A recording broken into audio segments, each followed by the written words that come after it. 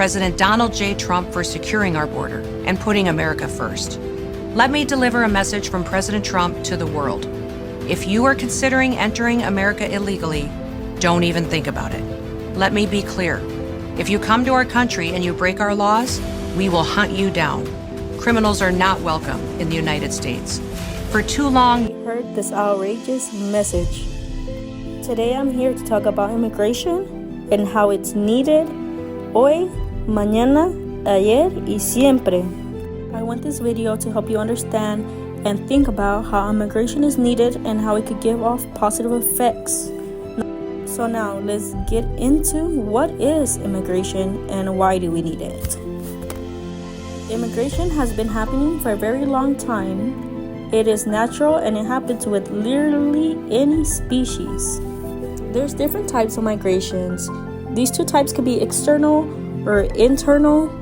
However, when you look up what is immigration online, the definition is the action of coming to live permanently in a foreign country.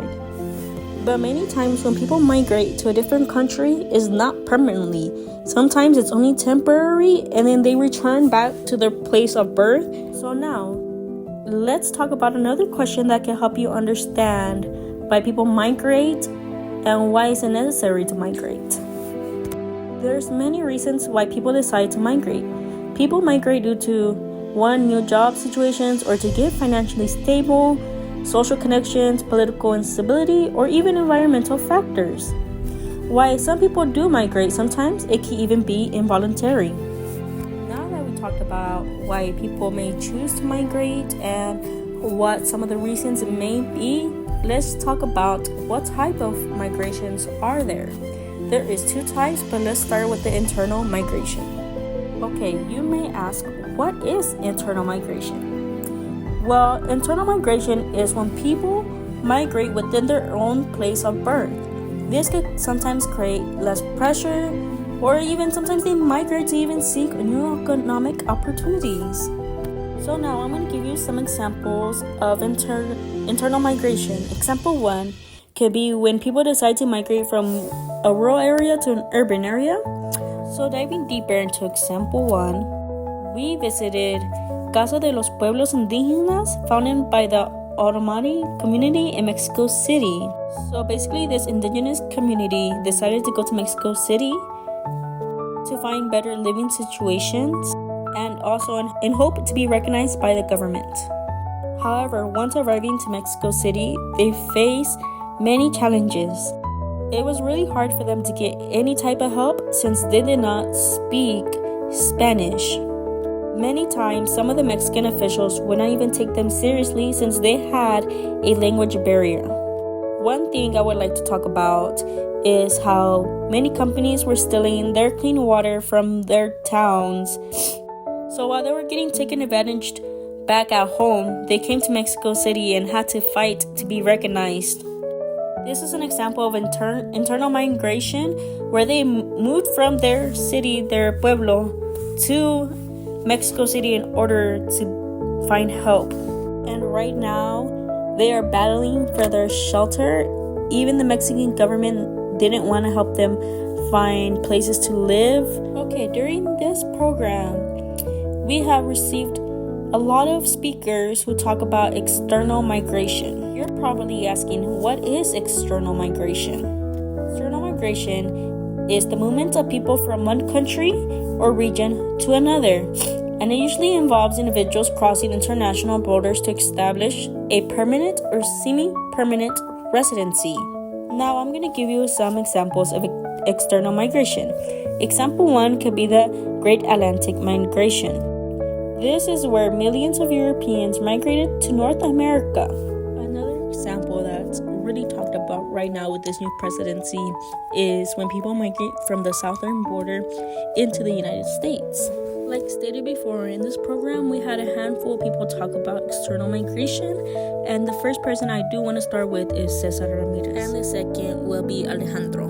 Both of these gentlemen were people from Amalan who traveled to the United States, whether it was documented or undocumented. So I believe they play a big role in this story about immigration. So let's talk about ¿Qué es la historia de Cesar Ramírez? Cesar is from a city called Amatlan, located in Morelos. He left to the United States in 1996 undocumented. He paid around $400 cash to be crossed illegally. In 1996, the border wasn't as patrolled as it is now. He left with 4 people from Amalan and crossed through the Tijuana border. He said it was not too hard for him as he had to walk mountains and valleys. Once he crossed, they took him to LA. He worked in Cali and got some fake documents. Around that time, he paid $10 for Social Security and $10 for a green card. He said he worked in the restaurant industry.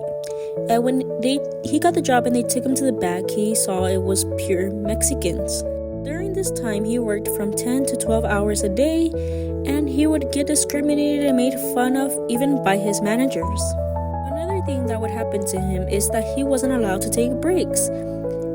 US citizens were allowed to, though. He had to endure all this bad treatment. It even got to a point where he cut his hand so bad, and he asked the restaurant to take him to the hospital. But they didn't even want to pay or help him out with any type of insurance and say he had to pay out of pocket. But however, after a while, the manager that was so rude to Cesar ended up leaving completely. During this time he was working, he was sending money back home to his family, such as his mom and dad, since he was the eldest out of his siblings. He spent 2 years in Cali, and after 2.5 years, he came back to Mexico. In Mexico, him and his wife found out he was having twins.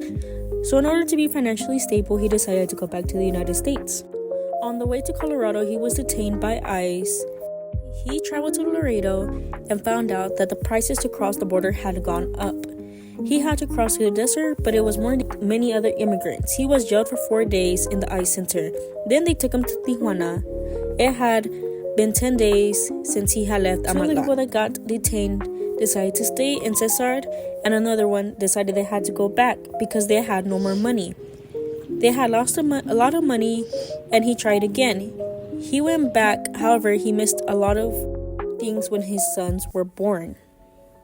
Going back when he crossed the border, he didn't have enough water nor food. It had finished in a day and a half. He didn't have good shoes on his feet, so they got bloody, but he kept on going. They walked for 3.5 days, and everybody survived. He had commented he had to drink water from the cow water, even though it was nasty. He then got a job and stayed for 3 years without returning to Mexico. He would cry that he wanted to come back to Mexico and never go back to the US, since he got treated so badly and even missed his family. Okay, now that we heard about Cesar's experience in the United States, I would like to move on to Alejandro. Alejandro worked legally with papers in the United States. He went to Monterrey and got a work visa to work in the fields. Once he got that visa, they usually take him for a bus, and then they take him to Oregon, where they would work. They live in houses or trailers with 10 to 6 people in them. Their hours vary from 8 to 12 hours. They are responsible to take the workers back to the trailers. They were documented for 4 to 6 months. There would be around 300 people there with them working. And whenever they signed a contract to go work in the field, it was saying they would get paid around $17 an hour. But once they got there, it was per pound. And in these types of environments, they would not give them any type of protection. It would be on them to provide it for themselves or even healthcare. And they had some rules of that you had to pick as much pounds per day or else you would get fired.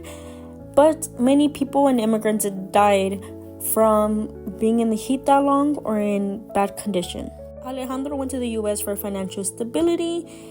He is still a worker in the fields to this day and has never committed any crimes. So the fourth person I want to talk to us about external migration is Bernice Rosas. So Bernice at a young age had a whole life visa, and then somehow they got expired and canceled. She already had traveled to the US multiple times. However, one time she had met this man and got married to him. And then she decided to have 2 kids with him, and her relationship was very controlling and abusing. She then fell sick from cancer and had no family support in the US, so decided to go back to Mexico. Meanwhile, she faced so many problems in the US by trying to get her visa. She had noticed in Mexico now her kids were undocumented. She then tried to get custody of her kids and went through some difficulty, and she even got deported and charged with some felony cases. What I got from the felony she got charged was just from trying to survive in the US. Since she was basically undocumented, they barely even gave her any help. They didn't let her work. So after hearing all these stories, I hope y'all understand the different difficulties and challenges many immigrants had to go through. Whether they were documented or undocumented, many of them faced different types of things. I hope this video can reach an audience of people who are interested in learning about immigration and how it affects immigrants, and maybe individuals directly impacted by immigration processes, and maybe even people who are trying to get in touch on what immigrants go through on a daily basis. Now, if you're part of that audience that wants to learn more and find solutions, I really want to talk about what solutions we could take. One solution we could do is help expand work visas. A way we can advocate is to push for a legislative changes, streamline application process, and increase the number of visas available. Another solution I found is advocating for legal pathways for maybe undocumented immigrants who already live in the U.S. Some ways we could do this is talking to the U.S. government and trying to find measures as putting admissible transit or providing humanitarian visas, expanding family reunification programs. Remember, something important you could do is familiarize yourself with a reliable organization to help volunteer, donate, and advocate if you really want to help. By watching this video, I hope you could convey the human story behind immigration and what many of them go through on a daily basis. And I also hope you can recognize the strength and determination of these individuals who come and even help and impact our economy. You should be advocating for change.